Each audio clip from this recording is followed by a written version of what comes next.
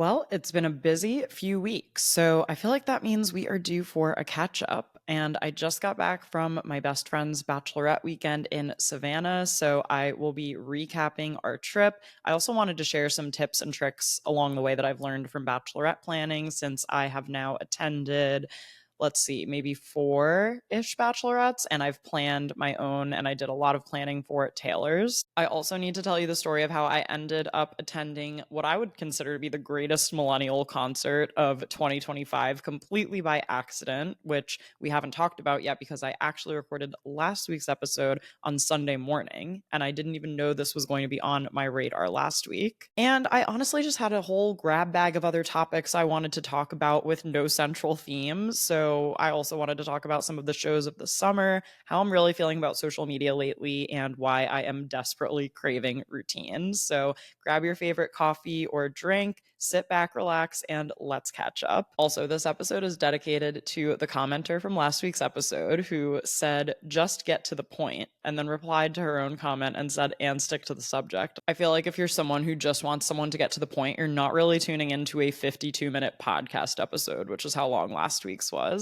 And as far as sticking to the subject, I love the podcast format because of all of the tangents it allows me to go on. I'm allowed to have nuance. I'm allowed to say, oh, and I also meant to add this, or oh, I almost forgot to tell you that, because that is honestly just how my brain works. It's a stream of consciousness that for some reason I have chosen to let out and unleash onto the internet. And for some reason you have clicked on and chose to listen to. So I just wanted to shout that out because it did give me quite the giggle when I saw that. But before we get into our full blown catch up, let's do a little create and consume. And if you're new to the show, that's a segment that we do at the top of every episode because in some ways we are all always creating and consuming things. I know I do have a ton of content creators who listen to the show, but even if you're just a person with a cell phone, you're constantly capturing content, photos, videos, creating things offline, creating food, creating things in your home. I mean, the list goes on and on. So, as far as what I've been creating this past week, I have been filming my summer bucket list vlog that will,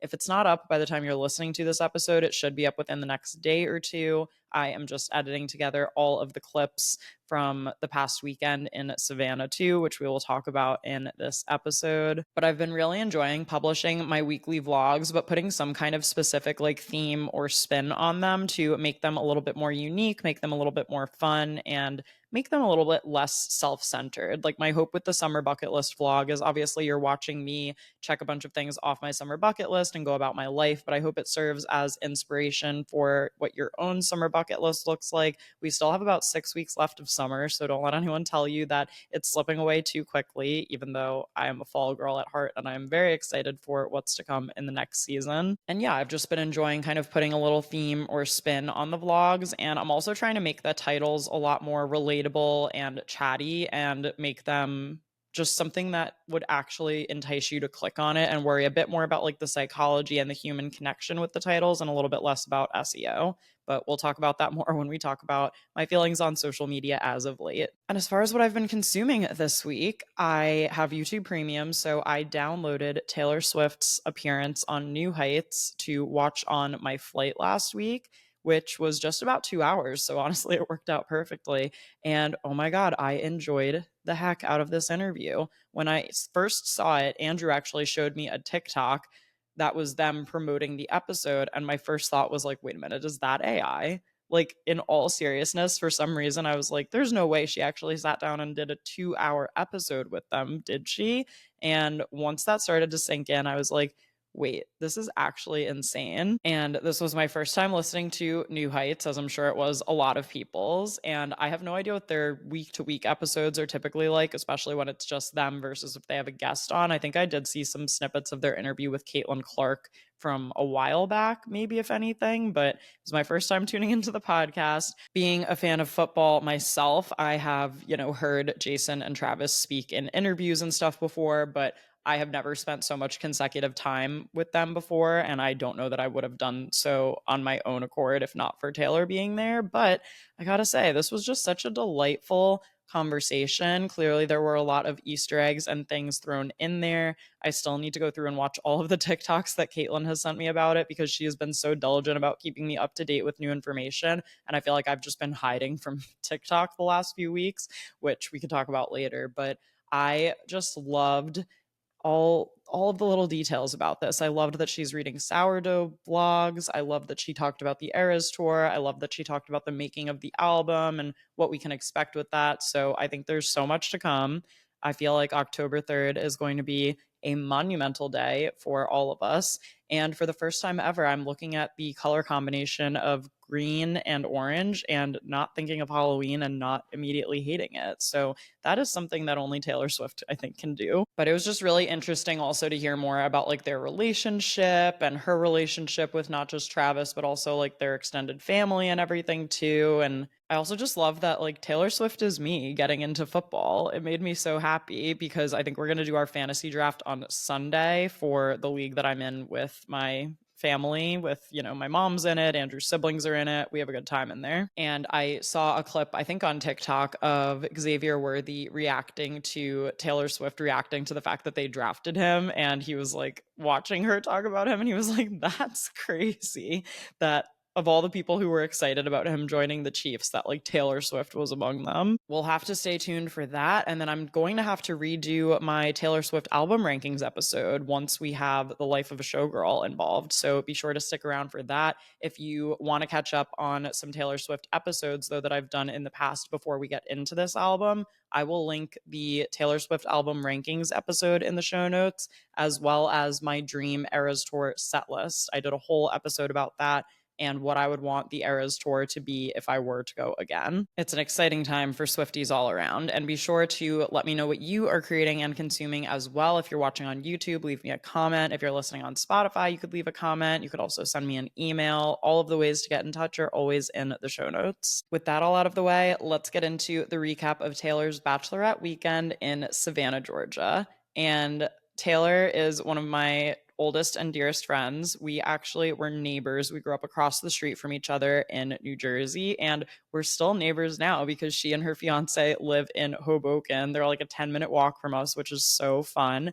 And Taylor's fiance is actually the guy she dated in high school. So they dated in high school and a little bit in college, and then they have since reconnected as adults. And I am so excited that they're getting married. I am so looking forward to the wedding. We also have the shower coming up in a few weeks. So it's really like now that all of the festivities have kind of started and the countdown officially feels on right now, which is insane. So the Bachelorette was the first of all of the wedding festivities that are going to be coming up over the next couple of weeks. So I'm sure you'll hear me talk more about them as we get closer.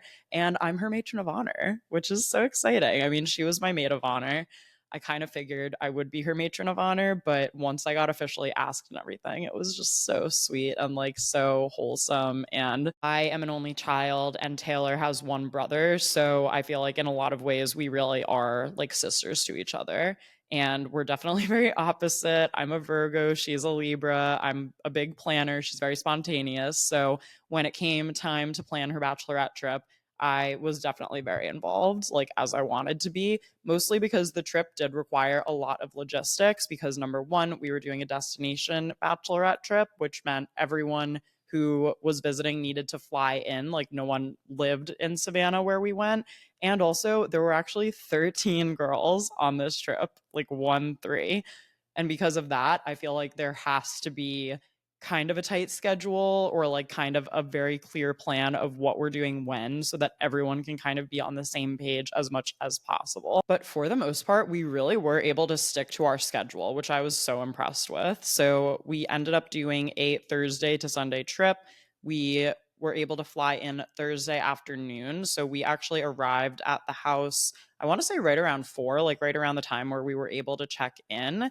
And then we left Sunday. Well, I was going to say Sunday morning. We'll get to Sunday. But anyway, it was 3 nights, and we found an Airbnb that could accommodate our large group, which was great. So our Airbnb had 6 bedrooms. So we were 2 to a room, with one exception of a room that was 3 to a room that had a king bed and then a pull-out couch. And it was the most beautiful home. Like I just could not get over it. It almost felt like a New York City brownstone in some ways because it was one of those tall, almost row style homes on a street called Jones Street, which my mom actually sent me an article about this. Apparently, Jones Street is considered like one of the most beautiful streets in Savannah. And we certainly experienced that because we were able to sit out on the porch in the morning. Like some people walk to get coffee too. And it was just massively beautiful. Like the trees with all the Spanish moss coming down and just all of the homes and cobblestone streets and sidewalks. It was really, really beautiful, like stunningly so. So we arrived at the house, and I had some of the girls go distract Taylor. I had some of the girls go out on a liquor run, and I had some of the girls help me set up the decorations and the little gift bags that we put together for each girl. So for the gift bags, what I ended up doing was just buying a bunch of bags and tissue paper from Amazon. I actually have a whole little list on my Amazon storefront of pretty much everything that I'm going to mention here. So if you are also planning any bachelorette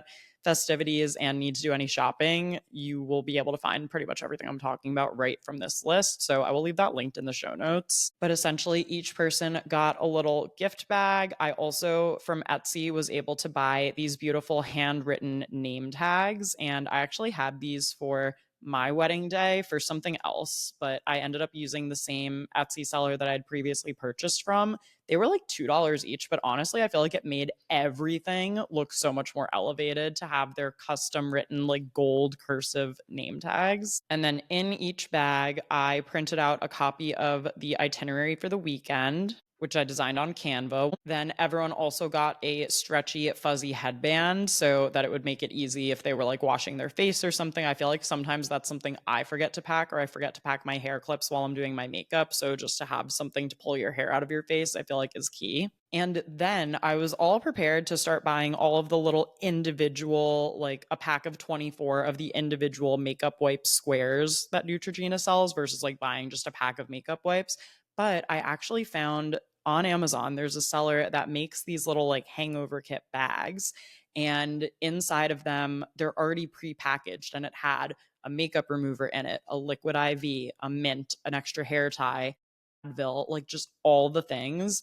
And I think they were $10 each. And I was like, this is perfect. This way I can just buy these that are pre-packaged already, and I don't have to like go individually buy all of the makeup wipes and all the other stuff and distribute them. So I love that it came like that. It made it so easy. And then, just as one other little thing that I couldn't resist, we also made hats for all the girls. So we had these beige hats, and we wanted them to be like Taylor was very clear about. I don't want it to say like Taylor's Bachelorette or something that no one will ever wear again. I just want it to be almost if we went to a souvenir store and bought something that was related to Savannah just as a memory from the trip. So we got these hats that were beige and khaki, and then had on the front in like a brown embroidery floss, it says East Jones Street, which is where we stayed. And I think it's so cute. I have my hat, and I'm definitely going to continue to wear it now that we are back from our trip. And the hats were so cute, and I was happy with them. And then I didn't spend extra money to buy a souvenir when we were there because I already had my hat. And I love that all the girls match. We tried to just pick a neutral color, like something that everyone would wear, and something that was a little like inside jokey. Like we didn't just want it to say Savannah, Georgia. We wanted it to be really specific to the trip. And so naming it after, or not naming it after, but you know what I mean, putting the name of the street that we stayed on, like our beautiful Airbnb that we loved so much, was an easy and fun way to do that. Now, I will say this is also the first bachelorette that I went on where there were really specific like themes of what we were wearing for each day. That's not even something I did, mostly just because like I didn't want people to have to spend any additional money or feel like they needed to do any additional shopping. The only thing that I did was we tried to do like a sunset theme. So I think the girls just mostly wore like red, pink, orange, or yellow. Like pick any of those and wear what you have. But to have gone on this trip and have experienced it all, like doing the theme nights and like having this big group at least once, I feel like is something that I've just checked off on my general like girlhood bucket list of life. Like it's just something that I feel like everyone will experience in some way, shape, or form one time. And I feel like this was definitely that trip for me. So the theme of the first night was essentially like glitz and glam, was what we called it. So anything sparkly, sequiny, metallic-y, and people interpreted that in a ton of different ways. and everyone looked gorgeous and stunning. And the first night was when we hired the cocktail boys to come to our house, which is so funny. They were a blast. They played games with us, they made us drinks. They got very into how competitive we were about the games as well. And that was definitely like a really fun time to have them there. And then we ended up just going out to this one bar that we could walk to from where we stayed, and it was karaoke night. So we basically like took over and stayed there and did karaoke all night, and the bar also served food. So we actually ordered some food to go and brought it back to the house, which was awesome. And then for Friday, we actually did a beach day on Tybee Island. Originally, we weren't sure if we were going to be able to do this because of the weather, and we were going to try to reserve beach chairs and all this stuff. What ended up happening was it was really hot and humid, but it didn't rain as anticipated. So we decided to move forward with our beach day. And we did find a company that allowed us to rent umbrellas and beach chairs the day of, which was amazing because the previous company that we had found that we had actually canceled our reservation with needed 7 days notice if you were going to back out. So we had backed out because the weather didn't look good. But because we were able to find someone to like do it on the fly, we still were able to go through with our beach day, which was great. So I want to say that was maybe like a 30-minute drive from Savannah, maybe a tiny bit longer coming back because at that point, there was starting to be a bit more rush hour traffic, but we had a nice little beach day. We all wore these condiments t-shirts, and then Taylor wore a shirt that said "Same wiener forever" with a hot dog and like a bunch of pictures of her fiance's face on it, which was kind of funny. I was ketchup, if you were wondering. I don't really venture that far out in the condiment department. Like, I don't like mustard. I will do like a garlic aioli, but when in doubt, I mean, ketchup, it's hard to go wrong. And we were also able to pick up like some drinks and buy some styrofoam coolers and ice and stuff by the beach. So we really didn't need to bring much with us because that was my initial concern was like, what if we don't have towels and we don't have all this stuff? So the fact that like we were able to get it to make it comfortable and make sure that we had everything there ended up making it a very pleasant beach day. Friday night, we did elevated denim. So we basically all just wore a bunch of denim stuff. I wore my favorite pair of wide leg jeans from Abercrombie, and I wore this denim kind of corset style top from Zero Waste Daniel. He did a collaboration with Newly, and Zero Waste Daniel, I've actually known him for a very long time. I feel like he would actually be a fantastic podcast guest if in the future I am able to bring on guests to the show, because I really would want it to be like people who I know super well, if anything. I have gotten some pitches for guests already for the podcast, which I'm really flattered by because I'm like, guys, I feel still so brand new at this. Like, what do you mean you want to be on the show? But I really want people on that I know I could have a good conversation with. And I feel like Daniel would definitely be one of those people. Anyway, I've known him literally since like 2013, since I was an intern essentially. And he is a zero waste designer, meaning he makes all of his stuff entirely out of fabric scraps. So that's why it's zero waste, which I think is so needed given the state of the world and fast fashion as it is. So actually, I was wearing a top that was made of a pair of recycled overalls, which I thought was so cool. And that night we went out to the country bar called Saddlebags. Some girls rode the mechanical bull. I could not bring myself to do that. I was like, look, maybe 1 or 2 years ago I would have been talked into that, but not in my 30s. You know what I mean?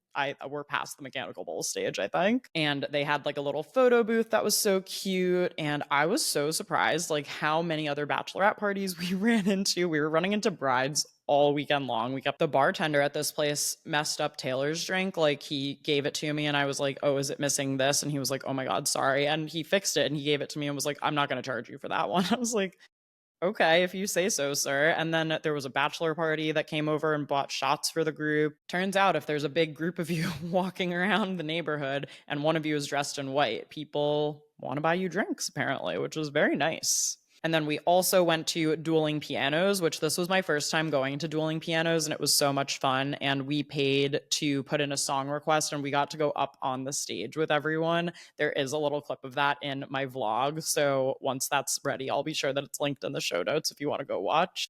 And the song we requested was Believe by Cher, because I mean, what else do 13 girls in denim want to listen to? Saturday, we actually did a dance class. So the Downtown Delilahs are a group of burlesque dancers based in Savannah, and they perform at a speakeasy there, but they also teach classes during the day. So we actually like learned a whole little routine and we got to dance with the fog machines on and everything. It was so funny. Like, I was fully leaning into it. I feel like most of the group was as well. And we do have a funny little video of us like doing our dance at the end. From there, we walked to Little Duck Diner, where actually two of the girls left a little bit early to go put our names down. And I'm glad they did because it ended up being, I think, a 45-minute wait to get a table. But everyone was good to just like grab a coffee and stuff in the meantime. Little Duck Diner is so cute because if you order a mimosa, it comes with like a tiny plastic rubber duck floating in it. And that gets me every time. It's so stinking cute. And then we did our pedal bike tour. So the pedal pub in Savannah, you can basically book your bike and then you pedal to 3 different locations. So usually at each location, you can walk to like 1 or 2 different bars and you have your wristband on, and the bars will give you like special deals for your group with the pedal bike. So because there were 13 of us, we got a whole private pedal bike to ourselves, which was amazing. And we had a great guide who was steering us along and everything. And I did a jello shot, guys, at like 5 in the afternoon.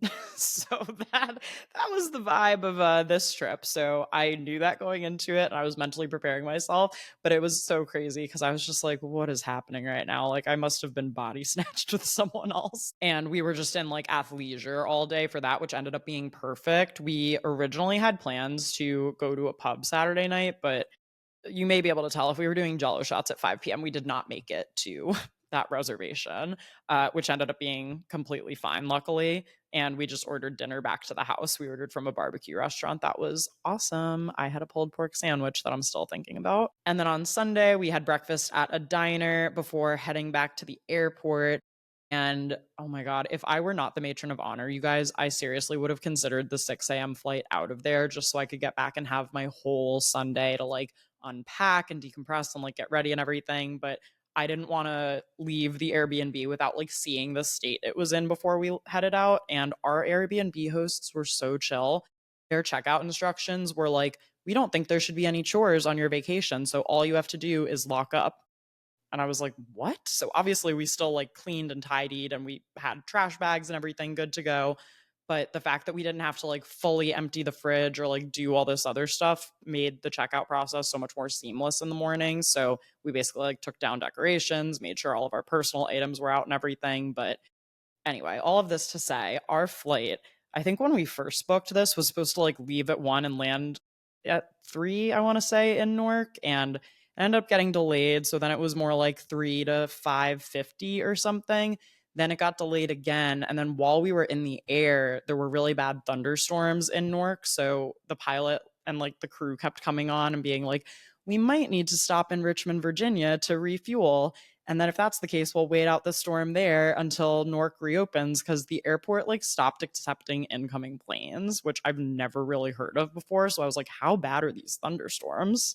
And then because we circled for so long, then they were like, we might also divert to Philly. And then I'm like trying to mentally prepare myself, like, okay, now we have to go to Philly. Then we're going to have to Uber to 30th Street Station. And then we're going to have to take the Amtrak back to New York City. I was like, oh God, this could go off the rails very quickly. And there were 6 of us on this flight. So it was the majority of the girls who were there were at least going through this together. Luckily, none of that happened. They were like, okay, we're cleared for Newark and we have enough fuel, so we're going. And I think we were one of the first flights to land. And then when we got off the plane there, and this was like 2 hours later than we were expecting to get off the plane there, so many tears in that airport, like so many flights that were delayed or just straight up canceled. And I was like, oh my God, because it was not really even raining by the time we touched down, but you could feel that it was like a tense situation there. So I'm so, so grateful that we made it home in that sense. We've had a lot of close calls with traveling this summer, but I do feel like that's kind of the nature of summer travel and something you just have to mentally prepare for.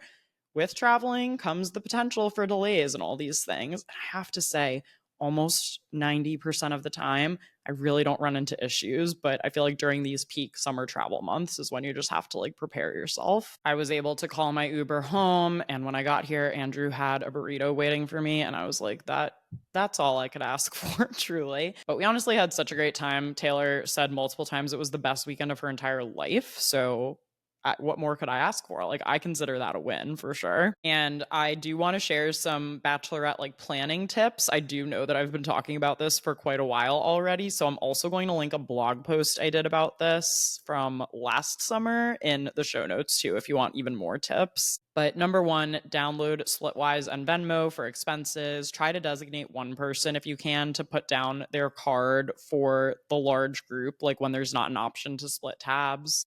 I was that person for this group. I that also probably means I'm eating like some expenses, some things here or there that like are not totally adding up, but like because it's Taylor, I don't care. Like I'm down to do it. And I also got 3% cash back on groceries and dining, which was like pretty much the entirety of what we spent money on this trip. So love that for me. Speaking of food, another thing we did that one of Nora's bridesmaids actually did for her bachelorette that we went on back in January. Why does that feel like that was 4 years ago? That was literally this year. That makes no logical sense to me. But anyway, for Nora's bachelorette in Asheville, North Carolina, one of the girls did a Walmart Plus order to the house. And I thought that was so genius. So I don't have Walmart Plus, but I was able to sign up for the 30-day free trial. And I just filled a bunch of bags with snacks, coffee, muffins, orange juice, cranberry juice, things that we might make drinks with, bottled water, plastic cups, extra napkins, all of that kind of stuff. I think in total that ended up being like $250, which split between 13 is what, like 20-ish each. So $20 for everyone to kind of contribute and like stock the house in that sense, I thought was super helpful. We also had some girls who were gluten-free and vegetarian, so I also tried to factor that in and order like Boom Chicka Pop is a gluten-free popcorn. I ordered Kind bars for breakfast that were gluten free, all of that kind of good stuff too. Also, you can create so many cute moments within Canva that make your bachelorette feel elevated. So I think I talked about this in my vlog, I guess, but I ended up doing a bachelorette PDF itinerary for Taylor's, the same template that I used for mine. And actually, this is also the same template that I sell on my Etsy shop for all of my bridal products. So I can link the template that I used in the show notes of the exact itinerary. And I was able to customize this one. Taylor wanted the color palette to be kind of like greens and neutrals. So I took a dark kind of evergreen color and made that the primary color of the template. So you are able to customize the template if you do actually buy it from the Etsy shop. And for that, I was just able to include all of the information and details about like our Airbnb. Once I got the Wi-Fi, even like I threw that in there. And so basically anytime someone had a question for the weekend, I could say like it's in the PDF, like what time are we meeting for this, what time are we meeting for that. I feel like it limited a lot of questions and back and forth to have that itinerary, which honestly, like as the matron of honor and someone who was in charge of a lot of the logistics for the weekend, made this very easy. And then I also took that same design and created like a little bar menu. So I called the drinks basically all different things based on all the different places Taylor has lived. So there was like a Hoboken drink where we live. There was a drink named after our hometown. And then I also was able to take that larger itinerary in PDF and make it into like what took up a half page. And I printed out a bunch of those in the same fonts and everything. And that's what I put in everyone's individual gift bags. So I had way too much fun basically like turning this into a branded experience, as is my tendency to do so coming from a content creation background. And my last tip is really just to like communicate as much as possible ahead of time so that people understand what the expectations are in terms of like the weekend schedule and also the costs and everything. Like to me, this was a lot of late nights, a lot of bopping around, but like I knew that going into it. So I still came with like my best energy forward. I made sure that I brought like my earplugs, my white noise, my sleep mask so that I could get a good night's sleep for however long I ended up actually being asleep. And everyone knew the schedule. And if someone really was like sleepy, not feeling well, or had to leave early or something, like they already knew going into it, like, okay, then I'm going to have to miss out on this thing. But it was truly just such a blast. And I'm so happy that Taylor had the best time ever. Okay. I also need to briefly talk to you guys about the Jonas Brothers concert because like I said, I recorded last week's episode actually on the Sunday morning before we left. And at that point, I didn't even know I was going to this concert. And now I just can't believe that I would have been sitting on my couch watching all that content roll in and being like, why was I not there? And actually could have seen myself getting angry about it. So I knew the Jonas Brothers were coming to MetLife, which for context, I live in Hoboken. MetLife is like a 20-minute drive for me with no traffic. And for some reason, I was just like, there's a lot going on. Like, that's the week before I leave for Savannah and everything. It's also a Sunday. Like, I don't know. For some reason in my head, I was just like, I know that there will be another time to see them. Like, I'm not too worried about it. So I just didn't end up buying tickets or like looking into making any plans. And then my friend Francesca texted me on Sunday at like noon, and she was supposed to go with our friend Emily, who ended up having a fever and couldn't go. So she was like, I have a ticket. Do you want to come with me? I was like, you know what? Yes, like this is my sign. This is the summer of saying yes to stuff. We're checking things off the bucket list. How could I say no to a spontaneous Jonas Brothers concert that's 20 minutes from where I live, right? That would be crazy. And it was the most insane concert. I kind of had to scrape together an outfit last minute, which was fine because like I do not need to be shopping right now. I'm trying to save money here. So I shopped my closet, kind of was channeling like half Hannah Montana, half Lizzie McGuire, so very Disney vibes for my outfit. And we went to MetLife. Fran actually came to Hoboken to meet me, and we took the train together. First time doing that. Very easy on the way there. Took forever on the way back, but it's fine. The All American Rejects opened and they sang all of their big songs. They sang Hope It Gives You Hell. They sang Move Along. And then throughout the Jonas Brothers concert, like, first of all, I just want to say, if it had just been the Jonas Brothers, that would have been plenty for me. Like, I still would have been thrilled to be there, would have been happy, all the things. But then they just kept bringing out like guest after guest after guest. And I was like, this is amazing. Like it just kept getting more and more unbelievable. And it literally felt like 15-year-old me was like inside me deep somewhere and trying to like burst her way out. Like that's how exciting it was and how much fun it was to see all of these bands and all of these people that I grew up like loving and listening to probably 24/7 just be all together in one place. It was kind of mind blowing, honestly. They brought out Jesse McCartney. They sang Beautiful Soul with him. They brought out Switchfoot and they were like, this is a band that like was a huge influence for us, which is so crazy because like we all know Switchfoot. We all know the first scene in the first season of One Tree Hill with Nathan and Haley. Just like all tens across the board, high vibes, high energy. And then they start singing camp rock songs. And I'm like, what are the odds? What are the chances that Demi is here? Because it was one thing to hear Joe like singing the camp rock songs at first and be like, oh my God, this is such like a throwback, such a moment in time. I thought maybe Nick would do like introducing me or something, which he sings in the second camp rock movie. If you're sorry, I'm assuming everyone here is familiar with the camp rock lore in the camp rock universe. If you are not familiar, if you did not watch Camp Rock, they basically kind of cast Joe in like the lead role, I guess you could say. And then they had Nick and Kevin involved as well. And then in the second movie, the brothers kind of all become a bit more equal characters, I would say. But anyway, so then he's singing a song that's a duet that like Demi sings the other part of. And I'm like wondering how they're handling this. And then just as I'm thinking that, it's like, ladies and gentlemen, Demi Lovato. And that's where I think I actually like lost my voice. Like you can hear in my vlog how loudly I and everyone else around me is screaming. And I'm convinced that that is the point where the voice just was like goodbye and disappeared. And it just sent like actual chills through my body to be like, I am in the same, well, stadium, I guess. I was going to say room. That would be kind of a stretch.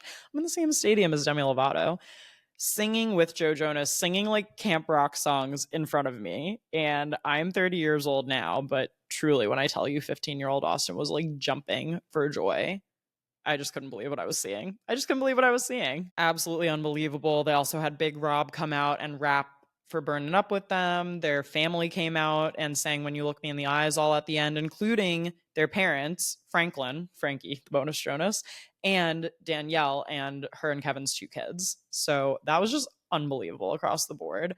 That I didn't get home till 1 a.m. and I honestly didn't care. I really didn't. I also loved their outfits. Like they had these custom kind of varsity style jackets. One was a denim jacket that said like greetings from your hometown. That was the name of the tour. And I gotta say, felt so proud to be from New Jersey that night. Like I was just like fully on board. Like they were like, we grew up 20 minutes down the road, and I was just like, woo, like screaming. Shout out to Wyckoff, New Jersey, by the way. One of my good friends growing up lived there, and so I'm very familiar with the Dairy Queen in Wyckoff, as I assume the Jonas Brothers are. Although, are they Rita's people? They might be Rita's people. I'm not sure. Anyway, just an absolute blast. Makes me want to get like a custom embroidered New Jersey jacket in the style of some of these that they had. I guess you could say that the hometown pride was felt. And that is the whole point of their tour. So I wish them well on the rest of the tour. This was the opening night of the tour as well. So no one really knew like what the set list was going to be and what was going to happen. Just had an absolute blast scream singing all of those songs with them, like Only Human and Sucker, kind of from some of their newer stuff. Also just like Hold On, SOS, Burning Up. I mean, the classics are the classics for a reason. And then on Wednesday of last week, so actually the night before I flew out to Savannah, my dad and I finally got to go to a Mets game together. And this is something we like to try to do at least once a year. And we just go the two of us, and we always have such a great time. So this time they were playing the Braves, and we actually had a rain delay, which pushed the game start time back from 7:10 to 8:45. This was the first time also that we did the Hyundai Club, where we bought tickets through the Hyundai Club, where we would have access to like food and just like great seats, honestly, just up and behind home plate slightly. I think those were probably the best seats I've ever had at a Mets game. And my dad had a friend who had done this before, so he was kind of giving us the advice and telling us like how he usually books the tickets and all this stuff. Can I just say it ended up working out perfectly with the rain delay that we were in the Hyundai Club, because that meant we had a designated covered area that we could go to. There was food coming out like the whole time that we were there. They started serving dessert in the sixth inning, which I think was at like 11 p.m. just because of how late the game ended up starting. So I missed out on the vanilla ice cream, but I was good with all the other snacks that I had. There were soft pretzels, there was popcorn, I had a hot dog, and all the soft drinks were included too, which was so helpful. So there were like bottles of water that were complimentary. The soft drinks were included. The only thing you would have to pay for was if you wanted alcohol. So because my dad ended up getting the tickets for this game, I got us some beers, and we were able to just like sit and enjoy. And even when it was pouring down rain, I was like, at least we're like inside in our own kind of private air conditioned area. And I feel like that says a lot, because otherwise you're just like ducking under the bleachers, and it's like you're probably still outside for the most part. So I feel like that was actually the perfect game to have that happen. I will say, I don't know if we're cursed or something, or like what's going on, but the last 3 or 4 games my dad and I have gone to, the Mets have not only lost, but lost in like a brilliant, horrible fashion that only the Mets really know how to do. This game, for example, they were up 6-0 in the bottom of the fourth, which at that point it was like 10:30, I want to say, and maybe we should have just left at that point anyway and pretended the game was over and we were on our original schedule. Ask me why they gave up 9 runs in the top of the fourth inning. Oh my god, it was just so hard to watch. But we did stay through. When do they sing "Take Me Out to the Ball Game"? I guess that's the seventh inning stretch. I think we stayed until the eighth-ish inning, and then we were like, "It's time to leave. It's time to leave." And that was another 1 a.m. night for me, followed by 4 1 a.m. nights on Taylor's Bachelorette. So I said to Andrew when I woke up this morning, I was like, I think this was the first night that I slept from like 10 to 6:30 in over a week, and that's my normal sleeping window. That's my nap time, if you will. And I feel amazing today. It feels good to be back on the sleep schedule. Now we're essentially caught up on the last 2 weeks, and that brings me to the fact that I'm feeling a little bit burnt out when it comes to social media. And I know that I've been traveling. I know there's been a lot going on. And I also right now am working on kind of a big project like behind the scenes. I have not shared anything about this yet, and I probably won't share anything for another few weeks, but there's something that I'm working on behind the scenes that is taking up a lot of my time and energy right now.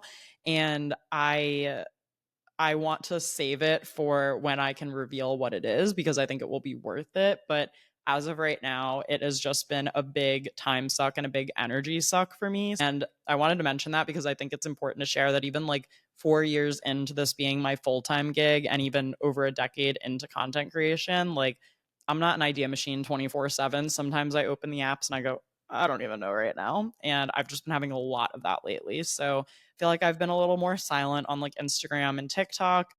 I feel like I've really been trying to prioritize the podcast, like getting the podcast out every week has been really important to me, and YouTube as much sticking to a weekly schedule as I possibly can. And yeah, I've just been enjoying prioritizing the long form content and taking the pressure off with short form a little bit too, because it just really is so competitive right now. And I could be posting just to post, but I feel like that is almost more draining than sitting down and actually taking the time and coming up with good ideas. I was almost wondering if I should do like a throwback week or a repost week where for a couple of days I just schedule out previously successful videos about like, maybe fall fashion, since we're about to kind of get into that era of things too. And also, fashion week is coming up in a few weeks.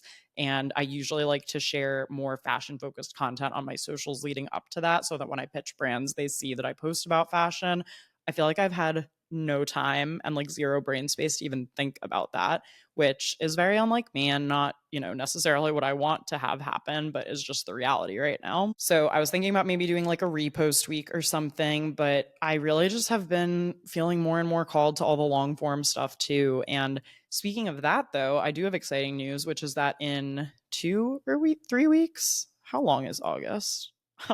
All I'm looking at right now is that it says Wednesday, August 20th at the top of my laptop. There's no like calendar for reference around me. Anyway, in early September, I am actually attending Press Publish NYC, which is an event that is being hosted by Colin and Samir.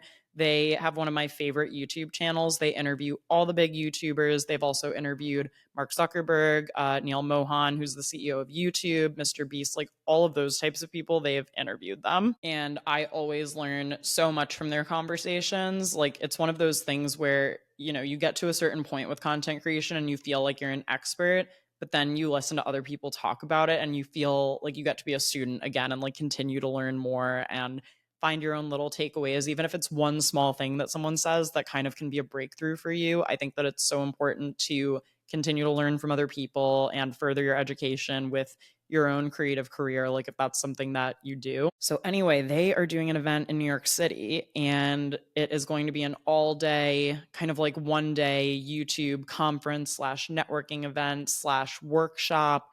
I'm just so excited. Honestly, I trust them so wholeheartedly that like I applied and sent in my ticket fee and was just like, if I get in, I know it'll be great, whatever it is. And I also found out that they're doing an optional welcome party the day before too, which I think is actually going to be so sick. So I will definitely plan to vlog those couple of days for sure. And if there are any kind of key takeaways or things to think about, I might also make a separate podcast episode about that. So stay tuned. I feel like that is going to be something that is much needed to kind of refresh me and like revive me and just meet more people who are as obsessed with like YouTube and long form as I am. And as summer is winding down, I've been thinking a lot about like the show of the summer. I feel like, frankly, it's a tie between The Summer I Turned Pretty and Love Island.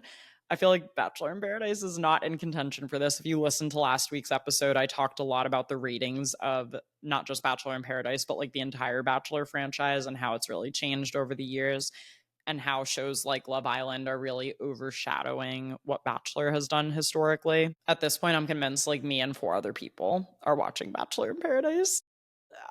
Yeah, it's an interesting time for the franchise, clearly still going through a transition and everything, but I am curious if you guys think the show of the summer is The Summer I Turned Pretty, Love Island, or something else that I am totally not even thinking of right now.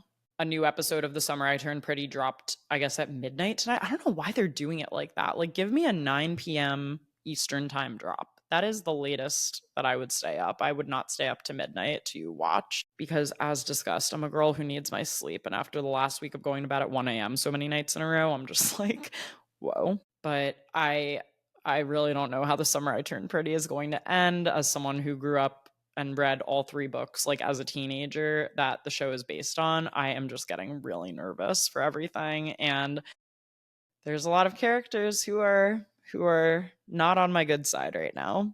Who are not on my good side right now. And I think you know who some of them are.